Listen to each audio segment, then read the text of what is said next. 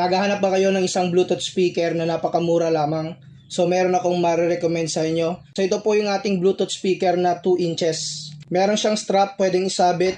Naka Type-C na rin yung kanyang charging port, on and off button. Meron siyang USB at saka SD card. Dito naman sa likod yung kanyang control panel. So meron po siya ditong control para sa kanyang ilaw kasi meron po itong RGBW na dancing light. Meron na po itong USB cable for charging. So switch on lang natin yung Bluetooth speaker na ito. So meron po siyang iba't ibang patterns po dito ng ilaw. Kagaya po dito, pwede tayo dito mag-change pattern sa kanyang likuran. Switch lang natin yung button.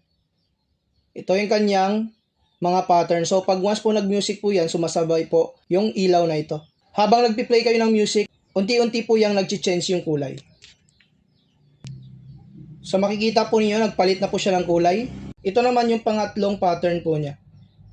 And then yung pang-apat is switch off. Kung gusto po niyo na mas tumagal yung battery.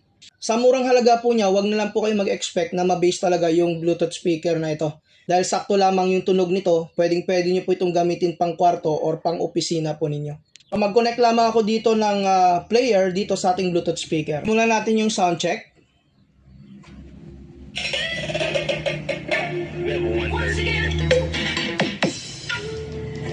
DJ Casey Remix.